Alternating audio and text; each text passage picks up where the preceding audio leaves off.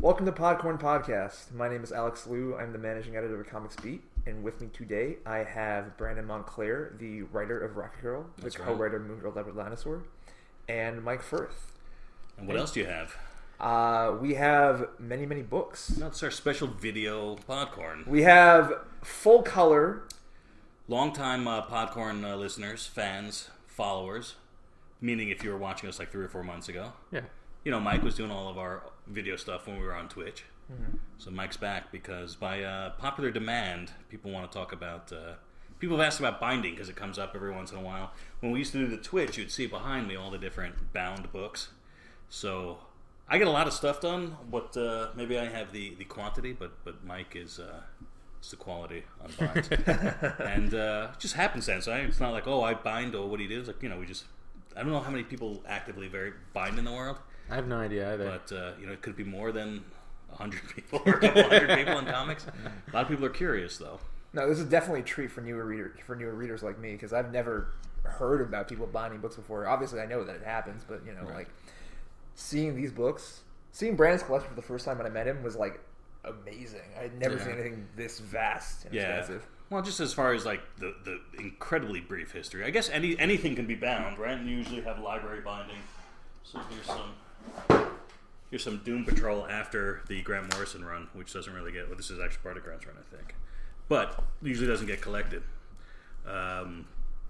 So here, I'll let Alex can display because he got the camera to see what we're doing. But basically, it's like, you know, it's buckram, right? And it's the outside's really what people maybe see in the library. You're really terrible at following along. But like I said, like legal journals or magazines, if you go to a library, it's called library binding, literally the kind of origin of it. And it's like, hey, I can put all my comics and throw them on a shelf. Before the world of collected editions, they used to do it. If you go to the DC archives, they have a lot of bound stuff. So if you say, oh, I need an issue of, you know, Secret Society of Supervillains because I'm doing some Captain Comet stuff, you'd go down DC and they would give you a bound volume and you could go and do what you needed to do with it. Don't libraries do it like with their magazines and stuff? Yeah, that's what I'm saying. So general libraries and then kind of like I said, the library at like a DC Comics would do it. But there has been like fandom doing it for a long time, and every once in a while, if you've noticed, or if you're certainly into binding, you notice like, oh look, I found these old, you know, binds, and they show up on eBay, and they, you know, somebody who bound them 50 years ago. So so obviously, you know, the personal thing is that you have to either chop off the end or sew through the stuff. So you can't unbind the books once they're going. So it's tough to put in kind of like if you have a real expensive collection, maybe you don't want to do it. It's definitely like the opposite of, I was thinking about it, it's like the opposite of doing a CGC grade. Yes. Like those things nobody's ever reading again. Yeah, exactly. Or touching. But these are like you're sort of destroying them, but like in a way that is going to be awesome. Yeah, I think so. So, and again, you know, you just use them because they're cool. Like I said, some of the fancier ones will show. Like, so that's the no frills, and we'll talk all about it. Right. Not to jump ahead, but here's like some custom binds. Yeah, this one's got. This is Mike Furth original over here. Yeah. So like you can design your own covers and have them bound that way. Like there are a few different companies who do it right now. I think I know of like 2 or 3 out right now. Yeah, but we'll get like so. Yeah, that's good. But just like I said, just so you know, the phone lines are open. Call now, 1995 plus shipping and handling. Not too much more than that, right? So my no frills one is I get at Herring and Robinson, and I like the no frills their version because they put some thought into it. You can do any colors and combos that you want. I always tell them just to kind of make it up. But they also do the nicer side type, the bigger things. Sometimes you get kind of like the classic old library style, which maybe is cool too. But it's just like, I don't know if people can see. So again, I leave it to Alex to do them. That one's in Akira Volume 1. Right. So yeah, that's kind of like I said, the no frills thing. But no frills for me, it's like $20, and then when you're shipping in, it's like maybe 23 or 24. Yeah. Because I do book rate both ways or medium mail. That's the one these days, and that's not too much more expensive. No, I used to do it. There was a company in Texas, library binding company. They don't do comics anymore, and I started using Haushin Bindery out in I think Nebraska. So this was a library binding company bind. That one I think was Oversewn. I believe that we'll talk about the binding methods. And then this one was from Hauschen Bindery. I just got this done like a month ago. I got it back, and and only $5 more. Yeah, but you have to do all the work to design it. That's not like, oh, I'll just pick Spider-Man and it's ready to go. Yeah. So let's take it back to the beginning. How did you both get introduced to binding? You go first, Mike. I actually am trying to remember. I think it was in the early 2000s. It was I was getting really into hardcover collections, and I think I had just seen that somebody had made their own on like one of the forums somewhere. So I started doing some research. I found at the time Library Binding Company and started sending them stuff every once in a while. And it was usually stuff that either wasn't collected or wasn't collected in a large volume. Like I'm a big fan of having a big book that I can carry around and just like read a whole bunch of comics at once. So for me, that's kind of what got it started, was the idea of wanting to get these things that either weren't collected or just not in the volume I wanted. Yeah, I've always kind of been familiar with it. I certainly, when I was like a kid, had no interest in getting all my books bound up. But what I think happened was I have very big bookshelves, right, which are good for holding trade paperbacks and obviously collected editions and stuff like that. And I was working on stuff, so I have like books that I worked on. I said, I want to kind of preserve the single issues. And I don't have a million room for like short boxes, you know what I mean? Mm-hmm. So it's like, Rocket Girl, here's this, and I not just put the story in to read it, but this is kind of like my archive, right? If anyone needs it, so it has all the variant covers in the back and all the other jazz that could go with it. And so I said, this way I always have it if I need to pull it out. And sometimes, not often, but you might say, I need to see what I did with that, that second print cover and what I did on the inside front page. Let me just check and blah, blah, blah. So I have it for reference. So I started saying, if I'm familiar with the binding, if I did it for the books I edited at DC, that way I could keep all the single issues and do everything else. So it started with just kind of my own stuff. Mm-hmm. And then it spread probably to ROM Space Knight, because which I should pull out because that's a cool silver one. But ROM was about 80 issues or so. Everyone who binds has ROM. Do you have a ROM? I do not. See, well, there you go. He's the exception that proves the rule. But ROM is now actually coming back after years and years, but it was tied up in kind of nobody knew who owned the rights. Plus, it wasn't really that popular, so nobody really tried to untangle the rights. Mm-hmm. So it's like, I could have all the ROM. You get them for either quarter bins, if not dollar bins. You know what I mean? So you pay maybe $1 a book, and you have all of them. Wouldn't it be nice to have all the ROMs? And they're never going to be reprinted, so I can get all the ROM and throw it into there. And long runs that I had, I'm not a big fan of the new paper that a lot of stuff is on. Like if you buy like an archive for $50, they pretty much discontinued the archive. Yeah, all the archive stuff anyway. But 50, and then they're going up to 60 and 70 for 10 issues.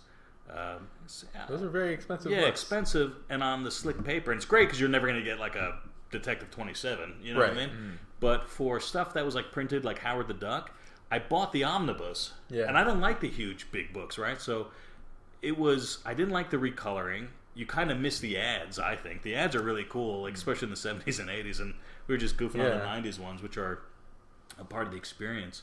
But really, it was designed to be on the cheaper newsprint, and I think it holds the color better. And a lot of times, like, the Conans were recolored, which to me is, like, totally crazy.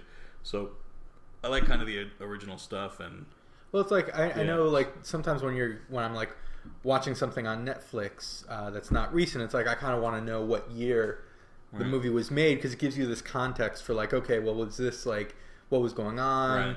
So you get a little bit of, like, the politics. So, like, for Spider-Man, this is like 90s McFarlane, Larson era Spider-Man, and like you go through and you're reading something and you see an ad for like, or Stan's Soapbox or whatever, right. Like here's some like for subscriptions, if you wanted to get Marvel subscriptions. That kind of like, I like the experience of reminding myself, oh yeah, there was a Teenage Mutant Ninja Turtles cereal at the same time this issue came out.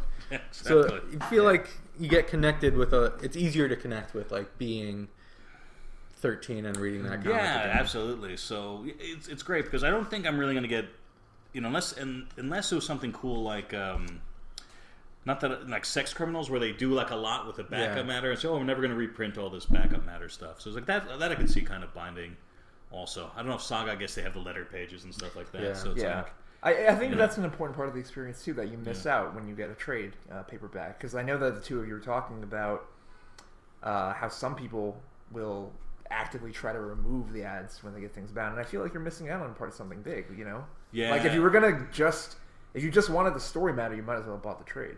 Right. Yeah, as fancy as Mike gets, he's not, you know, the fanciest. People do all kinds of crazy stuff where they're doing like half stamps and they're putting in title pages and they're, you know, doing other stuff.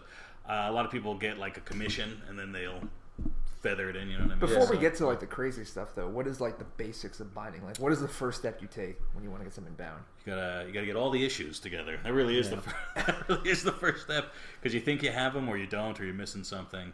So I've become, you know, it depends on what your philosophy is, because when I went to like bind, you see all this stuff in the background. I some of it was like after I started binding, and some of it was kind of the second half, not just putting my own stuff together, but was to get rid of all my single issues, because you run out of room. I live in Manhattan, so there's not a lot of room for everything else.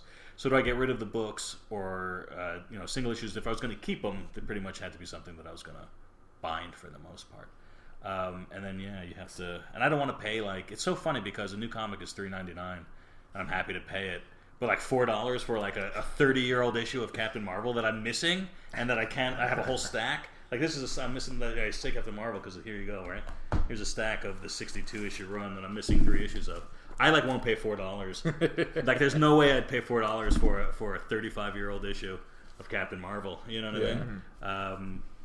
So yeah, finding the issues is the first step. They don't need to be in great shape, especially the spine. Like if you find like copies with really beat up spines, it's the best, because you know, they're just going to slice that off. Well, there's different ways to do it. Yeah. Like I said, some go ahead. Well, Yeah, once you get your issues together, you kind of have to decide how you want it bound, because there's a few different methods of binding out there. There's one where they literally take the issues, and like Brandon was saying, they'll trim off parts of it, and then they glue them together on the spine, or they'll take... And I think if they're gluing it, they got to cut the whole spine to get like a nice seal for the glue. Yeah. And then instead of glue, sometimes they can do it where they're like sewing down through it. Yeah, your microphone's blocking our view. So they sew kind of down through the spine. Right. I think they do still cut it. Right. And when you do either of those methods, you can like do a lot of stuff where you're like taking out single pages or adding extra stuff in, like a table of contents. Right. This is where some people get really fancy. I started doing something. One thing I like about Houchen Bindery is they do Smythe Sewn binding, where they take each issue and they go to the middle of the issue and they basically they sew through the spine. Right. And for me, I like that. For me, it's all about reading experience. Mm-hmm. That's what I love about the hardcovers, is like it's better than having all those single issues laying around. I can go and just grab them all at once. When they do that sewn through, it gives you a good gutter. You don't have too much gutter loss. You can lay it really flat and see the whole page. Yeah, sometimes where you should, like I said, like on the text page, you'll see it more than anything else. These are newer, so you don't really see. What's an old thing I got? It's an old comment. You can sometimes lose. You know what I mean? It's like tougher towards the middle, the interior gutter, because that's where the pages get folded into each other. But it's not too bad on comics. If you, like I said, I have a collection of comics interview, which is text. I said, I wish I had done something fancier, because the Smith sewing or Smythe sewing gives you more of that interior gap, and they have something called hand sewing at Herring and Robinson, where you lose less of it all. So you say you save about 1/8 of an inch, which I guess makes a difference, but not that much. So what are the big companies in binding? I think I said I use Herring and Robinson in San Francisco. They're super nice. They have the most unwieldy website in the world, which I think is herringandrobinsonbookbinders.com. So, you think they do HR bind or something, but no. And then you just click on their comic stuff. A lot of binders have come to comics recently, I'll say, because there used to be that one, I guess it was everyone used library binding in Texas. Oh, yeah, and I don't know what happened. I don't know the story behind them stopping doing it. But they, like when I first started using them, it was like, I think I was basically appropriating their like forms. You have to download forms to tell them what you want them to do with the issues and this sort of thing. And they started. That's what Herring and Robinson does. That's like a sheet where you fill out everything you want. Yeah, but they were good. And eventually, I don't know. I think maybe they just got tired of doing it. I don't know. I don't know. So now I use Houchen is another one. They're in Nebraska. I think there's like a third big one that I'm forgetting. Yeah. But Yeah. I said, yeah, if you kind of do a Google search, you'll find the stuff on binding, and it's all good stuff. But again, to do something as nice as Mike's, you have to know design. It's like I said, they don't have a template that says, "Oh, put it in there, put it in there." You have to kind of know how to do it. Yeah, you decide, okay, I'm going to have them do stamps, and like there's some places, since they do enough comic stuff, so these are die stamps over here, and they can do it where it's like that old school lettering where they put each letter in one at a time, and then they create the stamp. Then they also have custom ones they've had made with like the Spider-Man logo or the or like the logo. Punisher skull or the DC swirl or whatever else. And it's pretty like communal, right? Because a lot of those people then it's not made by the company. It's like, oh, I made these dies, which is literally a metal stamp, right? That they put into a press, and they're like, oh, you just keep them in case anyone else wants to use them. They're kind of in house, so there's kind of like it seems to be a nice community of stuff. So and and that's kind of the basics of it. You mail them in a box, you make sure they're in order, and you send them. How much does it cost on average? Like I said, I think Harry Robinson without any frills, which is what I get, is $20 now. And like I said, you get a double. You go to your comic shop, you say, "Give me a double diamond box," which has the 2 small boxes in the big one, and you can fit about 15 or so to be bound, depending on the size, obviously. And then that costs maybe $25 to mail out and $25 to mail back, and so less than $25 per bind. And does it cost any extra to have these custom covers, these interesting like binds that you do, Mike? No, it doesn't cost any extra except that I have to do the graphic design. Like Haushin will do graphic design for you, but it's they charge for it. They're like, okay, well, we're gonna have somebody who scans in pages and creates a custom cover for you based on the issues you have. A lot of time they go and they scan in the pages from the comics that are actually going to be bound, and then they'll create the stuff for you. I really, that's one of the parts about this too that I really enjoy now, is that designing the books creates something that I like to look at, I like to hold. Yeah, and you show off, right? You say, hey, look, like I said, for this community as small as it is, people get really into it. People really appreciate that little Comics Code Authority thing. No, like Alex said, and it's true. People go ape shit when they walk into my apartment and see that they can do this, and then, but like I said, you can definitely take it to the next level and beyond too. And then you could add like ribbon markers. You could do different, different types of pizzazz, and they'll charge extra. Up, but it's like $1 for a marker or $2 for headbands or something like that. So there's like the little piece of ribbon that goes in and becomes your like bookmark. That costs a little bit of extra. There, I don't know if you guys can see it, but headbands and tailbands. They're these little pieces of fabric that run along the bind to kind of cover the glue, which I really like, but it adds up. If you're paying $1 for a headband, this is still glued, even though that's just like this doesn't have the headband. I don't know if people can see it. Tiny yellow red strip. Yeah. So I don't know if we're lined up, but again, it's just nice. That's all. It's just an aesthetic thing. Yeah. So I literally tell them I want my book, and you can, a lot of times we both don't trim. You can trim so it's as smooth as a trade paperback coming from the store. So if you look at this, like the pages are really nice and flat and even. Right. That's because they cut it. Yeah. After they bind it, they actually put it in a thing that chops the edges off, and they're only taking off like a 1/16 of an inch. But on certain books, that 1/16 of an inch is cutting away artwork. As opposed to this one, which is...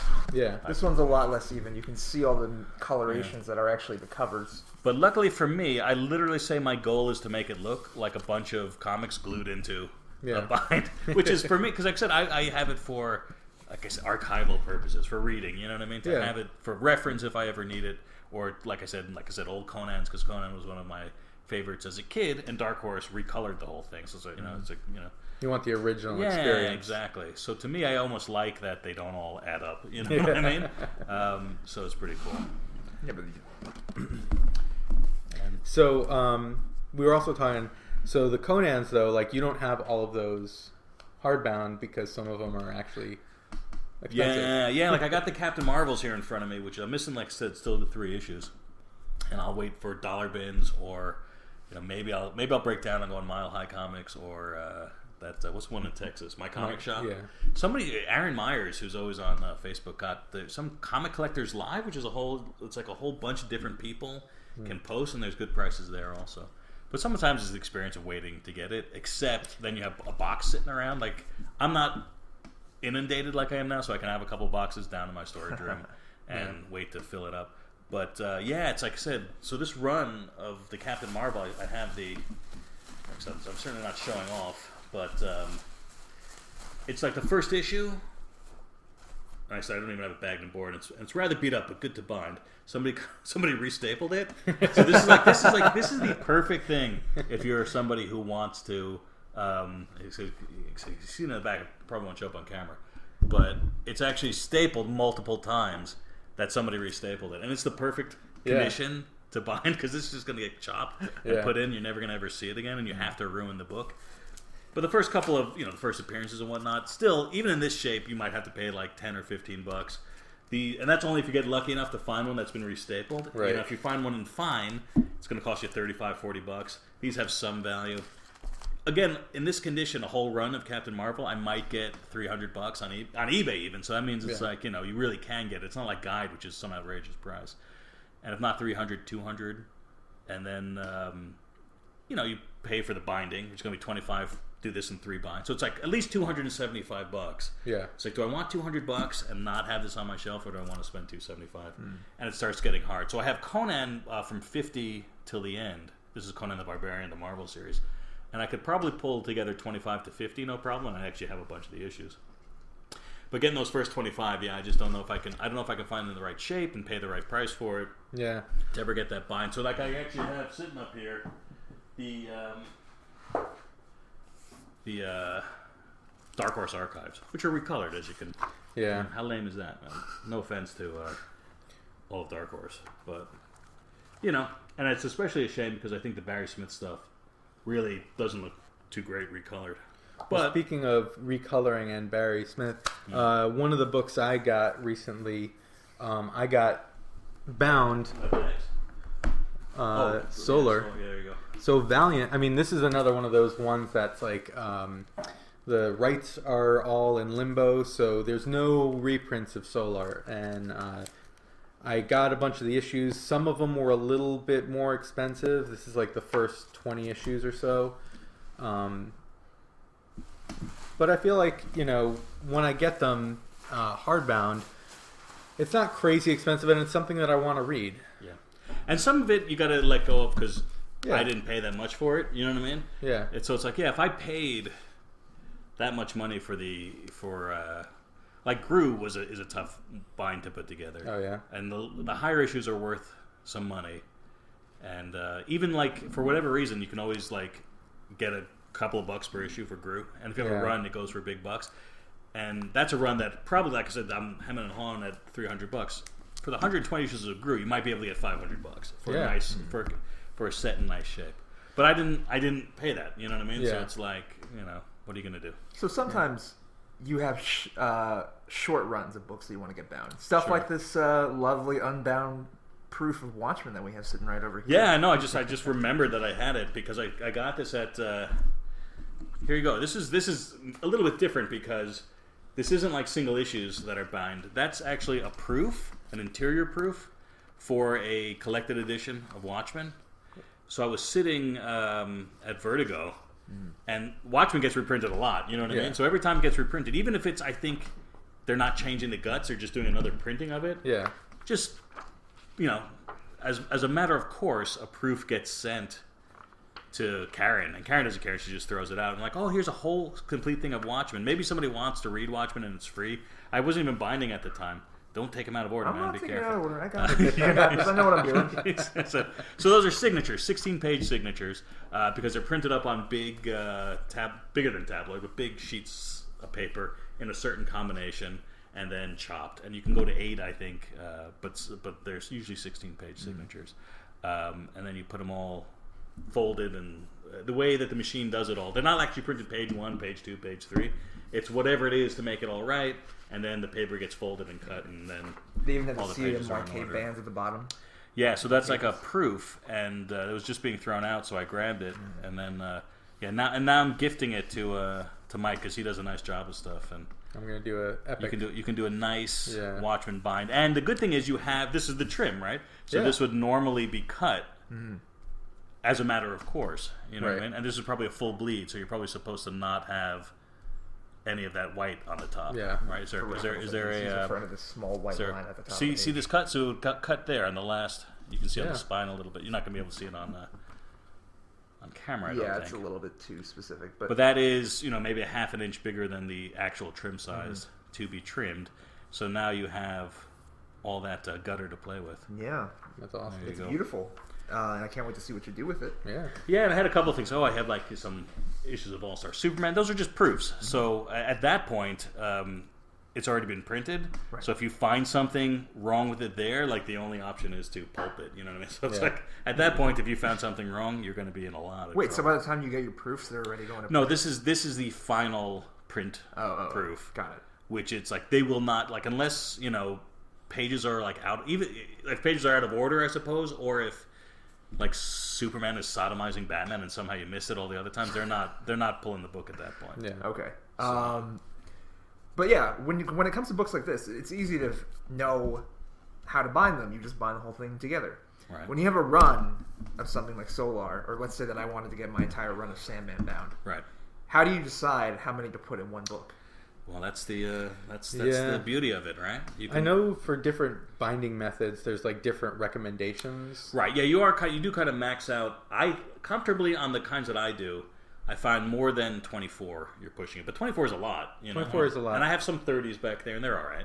So I know I'm a big fan of the Smythsonian stuff, and for that, 18 to 20 is kind of starting to push it, and it also depends on the quality of the paper that's used, because if it's a cheaper quality paper, the process of binding it and everything is a little rough on the paper. So like when I'm saying like 18 or 20 is pushing it, that means like in the process of the binding, sometimes pages get little like folds, imperfections put into them. So the shorter runs definitely bind a little easier. yeah, and like I said, I have given up trying to be consistent. I don't let myself bother. Like a book like Gru, every issue is the same exact thing, right? And I love Gru. Obviously, I have 120 issues of it bound. So 1 through 20, 21 through 40, 41 through 60, it's fine. It ends at 120. It all comes up nice. You get into Hellblazer. Well, I shouldn't say that. So then I have the Doom Patrol stuff. So I'm definitely going to start after the Grant Morrison stuff, because I don't know if I'll even bind the Grant stuff. At the time, you couldn't really. There were not any plans to reprint all of that. And I don't know if they've ever. I doubt they've ever gotten to the end. Sometimes they say, "Oh, we're going to do it all," and then they stop doing it anyway as the trade paperbacks. So that I did kind of. I say I can break it up by, oh, here's the new writer on it, so I'm going to switch it up that way. But then Hellblazer was too much, and like, where am I going to break all these breaks? So Hellblazer, I just went back to 1 through 20, 1 through I just did it by number, and then it depends. Hulk I did by creator. And the different ones. Oh, so, interesting. Yeah. So. I tried to be really smart. So right now, I'm getting some of the Jonathan Hickman New Avengers stuff bound. Right. And I actually made a spreadsheet so I could try to figure out the best place where this is a break in the story. So I'll go from this issue in this volume. Now I'll have a new volume here. Yeah. And at the end of the day, I just needed to cut them at random. I was like, okay, every 18 issues, that's a new book, even if it's in the middle of a story, which basically those things are one giant story. So yeah, exactly. And like, so usually people go one way or the other, but certainly in a run, you're going to go one way or the other. Yeah. But and comics being comics, sometimes you end up with things that are a little more complicated, like crossover events like Civil War that have 50 different writers and 300 different artists. Yeah, exactly. How do you decide how to map those books out? I usually put all the annuals at the end in the last bind, but again, on the Hulks, I put them by creator, so it's different. People do different things. I did a Green Lantern Blackest Night collection once, and the reason at the time I wanted to get it was because this was before they did those giant Jeff Johns Green Lantern omnibus collections. So what I wanted was Blackest Night, but then the main Green Lantern title had so much of the story in that one as well. So I went through and you look on an event book like that, it has like a checklist on the back which has an approximate reading order, and then I read the whole thing and say, okay, well, does this make sense? Right. And so I had my Blackest Night with like these issues of Green Lantern in it, and got all those bound together in one nice volume. That sounds incredibly complicated. It is a little. Like I said, I don't go as hog wild, but it definitely can be. Yeah. And then if you forget something or you miss something, then you're like, it's ruined, and you can't sleep, so you have to go. I have to get the issues. The good thing about the binding, there's twice I've had to have a book rebound. Once it was my mistake, and I haven't gotten it rebound. But once was they put the books actually it was 1 through 10 of Savage Sword of Conan. They put it backwards for some reason, and I said, I know I didn't. I'm very meticulous when I pack these things. Yeah. And like, no problem, just send it back, and they were able to reverse it, and there was no gutter loss or anything else like that. Now you bound that with glue, right? Well, I mean that's how they bind it, yeah. Okay, but you can also it's sewn. They do oversewn. Yeah. They don't do glue. I think oversewn is supposed to be one of the more durable. That's what binds. They say, and then people say glue is just as good. At Herring and Robinson, they say no, you should do oversewn. Nothing's as good. So what's the theoretical strengths and weaknesses of glue versus sewing a book? Well, glue, I think you have less gutter loss, and it lies flatter. Or no, I don't know. Maybe a little bit. Yeah. Compared with oversewn. Right. And then Smythe sewn, you get like the least amount of gutter loss, and it lies the flattest. Yeah. I don't know about its durability. I know so far I've been happy with them. And if you look at like the big, like when you get those omnibus collections from like Marvel or DC or the Absolute editions, those are usually Smythe sewn because it's generally a more expensive bind. Well, there used to be a lot of complaints about DC omnibuses because they would always fall apart. Yeah, it's Madame Xanadu #1. If you own one, there's a good chance it's falling apart. It's just that's just a bad glue day. You know what I mean? It's well, a lot of those were glues, not the sewn. Yeah, no, exactly. I mean, it's all glue when you get it nowadays. I've heard both. People say, "Oh, the glue's." People who don't like glue, they're crazy. Glue's better, and they say glue's better if anything else. Yeah. But it's tough, man. I don't know. The good thing is, I don't know if you got any questions. Like the people at Herring and Robinson, they'll talk to you all day if you want. You know what I mean? Answer anything you want. They're very chatty and very nice. And it might have to do with, not to get too down the rabbit hole, but maybe your older book is a little more brittle, not as in good shape. Because that's what I'm sometimes worried about with condition. You can get beat up stuff, but brittle's bad because then it's like, that's going to fly right out. It's going to crack. So you want kind of stronger, more supple pages. At least that's what I kind of look for.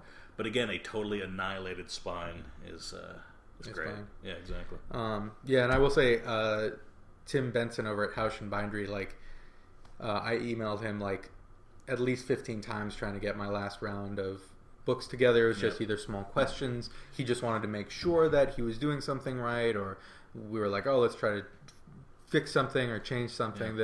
I've had really good experiences with contacting the binders. Yeah. And if anything, it might be like, I don't want to bother with it. But no, you have to kind of be invested into doing it.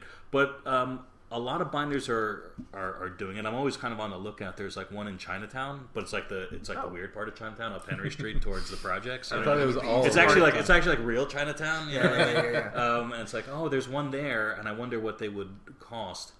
And now I'm going to egg you on to do it so that you can test it out for the rest of us. Yeah, I know, right? Well, I figure I'll bring in one as a sample, and they can see what they do. But they don't do comics. They do a lot of the binding do they're if I'm a PhD and I've done my thesis, I have to get it bound to turn it in to put in the university library and stuff like that. Yeah, I mean, I think that the binders make a lot more money doing stuff other than comics, and they just have people who want comics done. Yeah. Because if somebody's publishing a book or a thesis, they're going to get X number of copies made. It's going to be a lot more than they make off of the comics, I think. Right. I also have a feeling the comics people are a pain in the ass. That's just I know, my right? guess. I have a very good feeling about them. This is not to, stroke my own ego, but I know I'm not a pain in the ass, so they're always very happy to do whatever they can for me. You know what I mean? Sure. And I always say, listen, like I said, all the colors in the background, it's I said, I don't care about, I don't want them all the same. I don't want them to match. I'm not going to say do black with gold letters. It's as long as, so I say just pick whatever cool. And I get stuff that's not even on the list. I don't think this purple is something that's some leftover stock that works great for Dazzler. Yeah. That is a perfect Dazzler color. So it's where do they pull this? They just had some leftover. I know, exactly. You gotta get rid of it. Yeah, and then Brandon will take it. And they do the foil stamping, and it's it's amazing. It dazzles. It does. It also has Dazzler 41, my favorite cover copy of all time, and that's saying something. I might have talked about this or tweeted about it once before. Your favorite comic? Yeah, so so you gotta hold it up. They gotta read the very top line. It's because you demanded it, the last issue of Dazzler, which is because you demanded it, an often used cover slug on Marvel books. Because you demanded it, Hulk versus Thing Part 2. Because you demanded it, we're canceling it. Mr. Fantastic fights Doctor Doom. Because you demanded it, this is the last issue. So it's good stuff. Yeah, the Spider-Man for me was like big to get done because it had the issue that made me fall in love with comics. Let me see if I can find it. Oh, here we go. It was Spider-Man 14. Like, I had gone with my mom. She took me to the comic shop, and I got this one, and I was just like, I got to keep reading comics. And one thing I will say is if you do get hardcovers bound and you lug them to a convention where somebody's man, they're like your best friend. Like, yeah, exactly. They're like, oh my god, this is so cool, looking through it. And this one I know I already got one signature in there. I'm gonna try to get this. Has like Eric Larson work in it, McFarlane, Rick Leonardi, a whole bunch of amazing people worked on this book. So I'm gonna try to get as many signatures as I can. Yeah. So do you have a favorite bound book? I do. See, it's hard for me to say favorite because all of mine are the same. So it's not like I have, this really came out nice, or but is there one that like means more to you than any other one? Yes, but not because of the bind. I'm very happy to have a complete run of Master of Kung Fu, which I guess they just recently announced that they did finally get the rights to do it. Yeah. They couldn't use it forever because it had Fu Manchu, which is owned by I think some magazine publisher has it, or the author's estate still has it. So they could no longer reprint any of those, and those were hard to come by in the sense of not that they were popular, but it was probably Marvel's lowest selling title at the time, and I don't think there was a big aftermarket for that stuff. So finding issues and it's a very long run. It's like 100 issues. So that I have an entire run of Master of Kung Fu is but it's not far and away the best ever. So not very interesting. Well, for me, mine is Akira.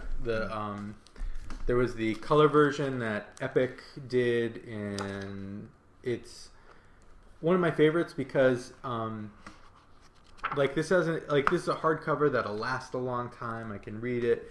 I've got the 4 volumes. They look really nice on the shelf. Like the current collections that are out of Akira, they're in black and white on newsprint, which yellows. Like I have the ones that like Dark Horse put out a few years ago, and those are all yellow. All the pages are yellow. This thing is like, it's one of my favorite comic stories. I love the artwork. I love the story. The colors, I think, work great for it. Yeah, I mean, it's literally the one exception in all the history of colorized movies and colorized comics. I'm not saying it's better, but I have it also. I have it. See, I won't buy my Akiras because they're square and they'll kind of sit on the shelf as is. Yeah. But that they were recolored, it's like actually was a really nice job and looked really, really good. So I say, I have the reprints. Dark Horse is doing them now. Yeah, I also said, work. I also have all the color stuff, and it's great. And the news, I don't know exactly when we're going to post this, but they've just talked about it now. Steve Olive, who did the color for all of them, is selling his color guides, and apparently starting at only $40 a pop.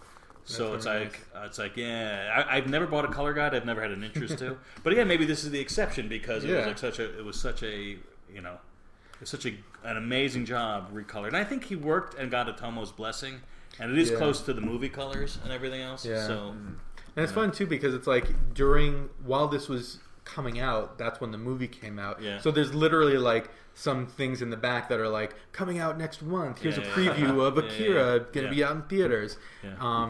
So it's like something that is not going to. I mean, they're never going to reprint the color stuff. Right. And they don't even have what I would consider good printings of the black and white stuff. No, there were collected editions of the color stuff, which are hard to come by. Those are those are harder to come by, I think, than the actual issues. Yeah, I think so. They don't exist anymore. They don't make them anymore at all. No, this was when it was still licensed by Marvel. Oh, yeah. Okay. And Marvel did all the colors, so it's funny though because every new edition is still the same translation. So basically the same. Sometimes I mean, I know the Dark Horse one, which is now Kodansha. I think they did it's new lettering at the very least. Is it? Okay. Yeah. It's not the same lettering. Right. So. Did you get this one cut? Yeah. Okay. So this one I had gotten at a library binding company. It was oversewn. Now the Smythe sewn, which I like, only works on issues that fold. It won't work like, let's say you have one of those like really nice like square bound prestige stuff. Yeah, the prestige comics. You can't get that done with Smythe sewn because you have to have that fold. Yeah. So these I got oversewn and trimmed, which I don't normally do anymore. But I'm still really happy with the result. Yeah. Before we go, I would love to show off that Alex and Ada. Oh yeah, binding, because that looks gorgeous. This one was one of my favorite comics of the last few years. I was always excited when every issue came out. It's Alex and Ada by Jonathan Luna and Sarah Vaughn. And as soon as I started collecting it, I was like, I'm going to want to reread this over and over. I was really happy with the design I did for this book. Yeah. It's very clean. It's meticulous. It's beautiful. It reflects the tone of the book very well. How do you get the print res? So that's always a problem with doing the graphic design is having, because you want a file big enough to print so it's not you can't just like Google an image and then those are not print quality. Exactly. So what I do is a couple things. For some of them I will scan them. Yeah.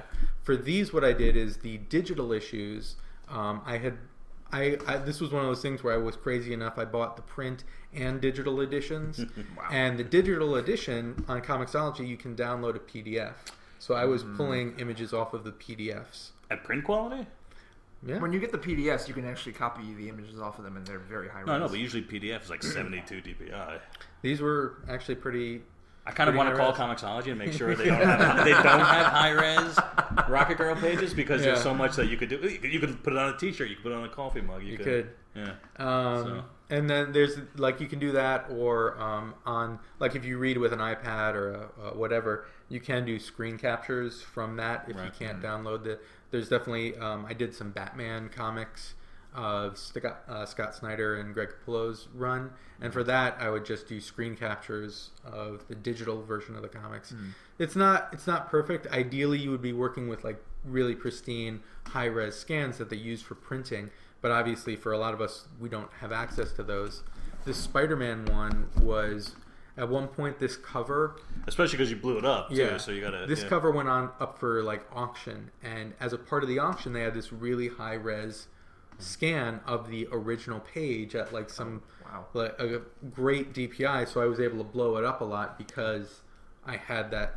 When I saw that file, I wasn't even thinking of doing a hardcover. I was just like, I need to have this file. And it comes in handy. I can't grab it unless they're over there. But it's not all comics. I had the you see these online, the Alex Toth design Bible stuff. And online, they're all very low res, but I had a copy that had been sitting around at DC Comics for the longest time. A Xerox copy, which is going to be actually, you think, oh, it's an old machine, but no, it's much better resolution than anything that you find online that's reduced. So it's like, oh, should I copy it again? Should I just get it bound? What if somebody else needs it? Like, what's my, what do I give back to society? It's not really legal to have, like I said. So it's like, oh, but you've seen it around, like you say, if you look up like the Toth character, it's all of the Hanna-Barbera stuff. And it's just kind of his design sheets and whatnot. So I said, no, let me get that bound, just because it was sitting literally in a stack of paper for a year and a half. And certain time you got to give it away. Like I said, that's been sitting in a cabinet of mine, and I'm trying to keep things pretty clean for 7 years now. You know, what I mean? So it's but I think that's part of it. It's like the idea that you're getting something and preparing it for like long-term storage, archiving it, keeping it. I mean, it's not the same as like keeping something pristine and untouched. It's like keeping it around so people can enjoy it. Right. Like, I'm going to read this comic, which I mean, not that these issues of Spider-Man were all that valuable to begin with, but, if there was any value in them, I certainly dashed it. But it's valuable to me because now I can go, and whenever I want to read a story where Todd McFarlane draws Wolverine just jumping around Canada, it's like right there on the shelf. Right. See, now to me, do you do older stuff too, or it's just like that's just not your taste, or it's like, because like certainly Dazzler's before my time, or I was a very little kid when it came out. Yeah. But to me, it's like, oh, I have Dazzler, I can get a run of the 42 issues for like 20. It costs more to bind it than to actually get the issues. Yeah. But it's great. It's kind of unusual, and it's wacky, and it's great stuff. And like I said, you get the cover the cover slugs and all the old ads and everything else. Yeah. I really like when they do have the subscription stuff. Sometimes that was really well done, like by John Romita or Marie Severin. It's really cool house art and some of the stuff. Like here's one. I didn't even know. As soon as I find the subscription, it's going to be like really cool Christmas edition of it by some awesome, like I said, bullpen artist. But I don't know if you see new stuff. I said, well, it's the same kind of print quality as the trade paperback. If they ever reprinted Dazzler, it would be on the slick paper, probably recolored to some extent, and it would look completely different. So I want to kind of preserve it this way. Like those Spider-Mans have been reprinted, right? And Spider-Man stuff has been reprinted. Right. So they've done like omnibus about it. Because that one has like the Torment run and stuff. So what's the biggest appeal then of doing something? See, so to me, I don't do a lot of current stuff unless I worked on it. That way I have it. And the ads don't seem as cool. And that's not to be like an old timer, but a lot of ads nowadays are just house ads for other stuff. So it's like I'm a little less interested. That's 25 years old now, I guess. It's the process over 20 years old. But to me, it seems like, I would rather go... I go with stuff that I think I'm going to want to reread. It's especially like if I bought the single issues and it's like, for me, the process of opening up a bag, pulling it out, reading the issue, putting it back, putting out the next one, that's too much effort. So I look for stuff that I know I'm going to want to reread a lot. And it's also the quality of, the trade paperbacks of like the current Batman run, that's a glue bind. So I'm really into being able to lay it flat. So I go and I have all the issues anyway. So I'm like, okay, for $20, I'm going to get it hardbound. With the nice binding, it's going to sit on my shelf and not just take up space in a storage locker. Now, but would condition drive you crazy? Because some people say, well, I would never bind beat up books because then I'm looking at, wrinkled corners forever. So it's like, you know what I mean? It's like, I wonder. Yeah. I mean, for me, I don't mind it too much because it's like that's part of the appeal. These are all pretty solid. I think it ultimately depends on what you're trying to do with the book, right? I mean, if you want to have something that you can reread, what is a and I tell you, it's kind of like these books look terrible as a big ugly pile, and then they come back bound. Like, oh my god, these are beautiful. It's beautiful. Yeah, exactly. Yeah. It looks great. These are all pretty solid. Like I'm thinking about getting my run of Snyder back now. Nobody ever leaves my apartment without promising, oh, I'm going to do this. Maybe once in a while they actually do it, but which is fine. I mean, it doesn't have to be a huge investment. You can have one bound book. You know what I mean? It's like way less unwieldy than having a ton of long boxes in the apartment. Oh yeah. It's prettier. It sits on the shelf, and one thing I like about it is, and I like about hardcovers in general and trade paperbacks, is having the spine on the shelf. You can kind of look at your shelf. You can say, "Oh, look at all this fun stuff to read." Yeah. If you're looking at a short box or a long box, you're just looking at the top-down comics, and you're like, "I don't even know what's in there. I'm going to have to flip through it." Yeah. I think it's a little more inviting to have stuff on a shelf. Yeah, absolutely. So, if you have any questions about binding, where can they find you? You can find me. I'm on Twitter at The Comic Archive. I'm also on Facebook, The Comic Archive. Yeah, I'm always at B Montclair, but check out The Comic Archive if you're a new Podcorn listener, because Mike's got a few cool videos on YouTube. Mike is the author of the recent recut of the Masters of the Universe movie, right? With the John, what's his name? John Williams. The John Williams Star Wars Force Awakens score. Yeah. How many hits? Oh, that's like I think I hit 200,000. I've stopped paying attention. There you go. You have the video on the watching order of Marvel movies. Yeah, exactly. It's all the Phase 1 ones. Yeah. That's good stuff. Yeah, and you can always talk comics at me at Wax and Wings. You can find us at thecomicsbeat.com or at PODCORNPODCAST.com. And you can buy Moon Girl, Double Dinosaur, or Rocket Girl related stuff at rocketgirl.nyc. Yep, got hardcovers, custom bound. No, I should do that though. I should make up bound things inside to get that. Yeah, absolutely. Yeah, that would be pretty sweet. You know what I do have, and I want to put them up there. Who knows if I will? Like some runs of Madame Xanadu. Like I put them, like I said, because I'm looking for dollar issues to fill in my things. I have 2 full runs of Madame Xanadu, and Amy's like, I could definitely sign those. So wouldn't it be nice to bind it, get like a piece of art, put it in, do like a fancy design bind? Because That's a lot of the trade paperbacks aren't in print anymore, Yeah, and they were all beat up. But they had all 29 issues. It would be pretty thick, but maybe it could be done. You know, you do that. You let me know how much it costs. Unfortunately, it's like, well, yeah. Again, if you get it all for $1, it works out. But imagine if you paid like $3. Yeah, and like new stuff. If you read it and you got your value out of it, it's cool. Mm-hmm. But if you had to buy $3 an issue from Adams Alley, you're talking about, well, it's $100 right there. And then to bind it is it worth it for $200 all in to do it? Right. But it's all personal value, isn't it? In the end, it depends how you look at it. Comics are an individual's experience with the world. I always look at it. I got about 200 binds, so yeah. you're way ahead of me. He's a very individual. Yeah. Anyways, we'll see you next time. Take it easy.